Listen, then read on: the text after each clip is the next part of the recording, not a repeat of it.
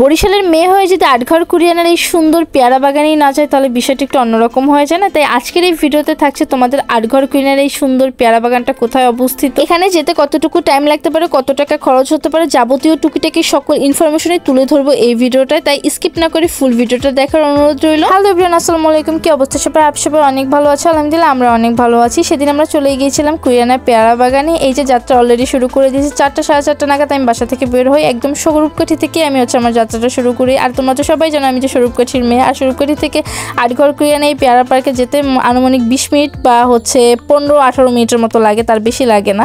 আমরা গিয়েছিলাম মোট 6 জন। এই যে আমরা অলরেডি মাহমুদকাঠি চলে এসেছি। আর তোমরা যদি বরিশালের ওদিক থেকে আসো তাহলে হয়তো তোমাদের টাইম লাগতে পারে 50 থেকে 40 মিনিটের মতো, এর বেশি মনে হয় লাগবে না বাইক নিয়ে যদি আসো। আর যদি ট্রলারে আসো সেই ক্ষেত্রে একটু টাইম বেশিই লাগবে। আর দেখো তোমাদের সাথে কথা বলতে বলতে আমি অলরেডি কুরিয়ানা বাজার চলে আসছি। আর কুরিয়ানা বাজার একটু সামনে গেলেই দেখবা ডানে একটা রাস্তা গেছে। এই যে এই রাস্তাটা নিয়েই সামনে আগাতে হবে সুন্দর এই পেয়ারা পার্কটা যাওয়ার জন্য। আর এখন তো মোটামুটি রাস্তার অবস্থা ভালোই ছিল, গত বছর এই রাস্তাটা খুব বেশি খারাপ ছিল। আর এই যে স্বরূপকাঠির অনেকেই জানো এই পেয়ারা পার্কটা কোথায় অবস্থিত, যারা না জানো তাদের জন্য আজকের এই ভিডিওটা। আমিও গত বছর গিয়েছিলাম আর এই বছর আবার এই ফার্স্ট। আর যতই সামনের দিকে আগাবে ততই তোমাদের ভালো লাগবে। মাশাআল্লাহ এই সুন্দর ছাড়া গ্রামগুলো আমার বেশ ভালো লাগে।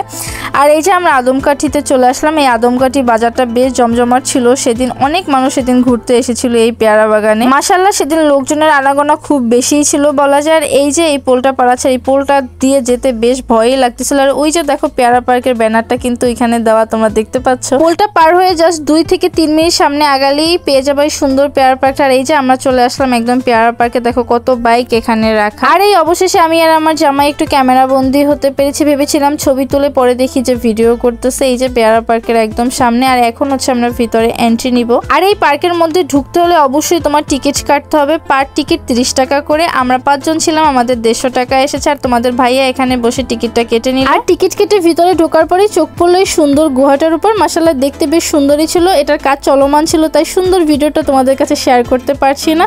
মাশাআল্লাহ কালারটা বেশ সুন্দর ছিল। সবাই এখানে দাঁড়িয়ে দাঁড়িয়ে ছবি তুলতেছিল। এর মাঝখানে আমি ছোট্ট একটা ভিডিও ক্লিপ নিয়েছিলাম। তারা এই সুন্দর গুহার এক সাইড থেকে সুন্দর একটা রাস্তার ব্যবস্থা করেছে, যে রাস্তাটা একদম গুহার মধ্য থেকে তারা নিয়েছে, যেটা তোমরা দেখতেই পাচ্ছ। আর যত সামনের দিকে আগাবা ততই দেখবা তোমরা পেয়ারা গাছ আর পেয়ারা গাছ। মাশাআল্লাহ খুবই সুন্দর লাগতেছে। সেদিন অনেক মানুষ ছিল তাই সেভাবে করে আমি আসলে ভিডিও ক্লিপ নিতে পারি। তারপরেও যতটুকু পেরেছি ততটুকুই আমি আমার ভিডিওর মধ্যে তুলে ধরার চেষ্টা করেছি। আর এই যে আমি পুরো পেয়ারা বাগানটা ঘুরে ঘুরে দেখতেছিলাম কোথায় কি আছে না আছে। আর দেখো চারপাশে পেয়ারা গাছগুলো দেখতে বেশ সুন্দর ছিল, বাট পেয়ারার সাইজ এত ছোট ছিল যেগুলো খাওয়ার একদমই যোগ্য না। আর সামনের দিকে আগালেই তোমরা দেখতে পারবে সুন্দর একটা ব্রিজ করেছে, যেটা সামনের দিক দিয়েও আসা যায়, কিন্তু আমরা পিছন দিক থেকে এই ব্রিজটার মধ্যে এখন উঠবো। আর এই সেই সুন্দর ব্রিজটা, যেটা চারপাশে শুধু পেয়ারা গাছ আর পেয়ারা গাছ, আর মাঝখান থেকে এই সুন্দর ব্রিজটা নেওয়ার চেষ্টা করেছে। আর সেদিন লোকজন বেশি থাকার কারণে ক্যামেরাটা খুব বেশি কাঁপতেছিল, অনেক বেশি ধাক্কাধাক্কি হচ্ছিল আর ছোট ব্রিজ বিধায়। তারপর এই সুন্দর ব্রিজটার আমি যতটুকু ক্লিপ নিতে পেরেছি। আর এই ব্রিজটা ধরে সামনে আগালেই তোমরা দেখতে পারবে উপরের দিকে ছোট্ট আর একটা ব্রিজ করেছে। মাশাআল্লাহ দেখতে বেশ সুন্দর ছিল, এখানে সুন্দর সুন্দর ছবি তোলা যাবে। বাট আমার একটা রিকমেন্ড থাকবে যে এই ব্রিজগুলো আরেকটু বেশি টেকসই করা হোক, তার উপরে ব্রিজে সুন্দর করে রং করা হোক। কারণ তারা 30 টাকা করে আমাদের কাছ থেকে পার টিকিট নিতেছে, সেখানে অনেক মানুষ এখানে আসতেছে। সেই ক্ষেত্রে তারা চাইলে তার কিছু অংশ এখানে ইনভেস্ট করতে পারে, এতে করে পেয়ারা বাগানটা দেখতে আরো বেশি সুন্দর হবে। আর আমরা যারা ঘুরতে আসবো তারাও একটা শান্তির পরিবেশ হবে। তার উপরে তারা গত বছরেরই সবকিছু রেখে দিয়েছে, নতুন কিছুই সেভাবে করে তৈরি করে নাই, শুধুমাত্র এই গুহাটাই তৈরি করেছে। আর এই ব্রিজ ধরে আমরা এখন নিচের দিকে চলে যাচ্ছি কোথায় কি আছে না আছে সেটা দেখার জন্য। আর এই যে তোমাদেরকে আমি পেয়ারা দেখাচ্ছি, দেখো পেয়ারার সাইজ কি ছোট। এখানে কি খাওয়া যায়, খাওয়ার মতো কোনো কিছু নেই, জাস্ট কয়েকটা ছবি তোলা ছাড়া আমি মনে করি না আর কিছু এখানে আছে। আর এই ব্রিজের এক সাইড থেকে তাকালেই তোমরা দেখতে পারবে সুন্দর একটা নৌকা রাখা, যেখানে বসে তোমরা কিছু ছবি তুলতে পারো। বাট এই নৌকা চলবে না, জাস্ট ছবি তোলার জন্য এটা রাখা হয়েছে। আর এখানে ঘুরতে এসে যদি তোমাদের ক্ষুধা লাগে সেক্ষেত্রে তারা একটা দোকানের ব্যবস্থাও রেখেছে তোমাদের জন্য, যেখানে প্রত্যেকটা জিনিসে তোমাদের 10 টাকা করে বেশি করে দিতে হবে। যেমন একটা আইসক্রিম নিলে তুমি 50 টাকা, সেটা তোমার দাম 60 টাকা। আর আমরা চিপস আর আইসক্রিম হাবিজাবি এগুলোই নিয়েছিলাম। আমার প্রচন্ড ক্ষুধা লাগতেছিল ওই টাইমে, তো এগুলোই আমরা নিয়েছিলাম। আর এখানে দাঁড়িয়ে আমরা পেয়ারা পাড়ার ব্যর্থ চেষ্টা করছিলাম, বাট কোনোভাবেই আমরা পেয়ারা পারতে পারিনি। তারপর আমি আর তোমাদের ভাইয়া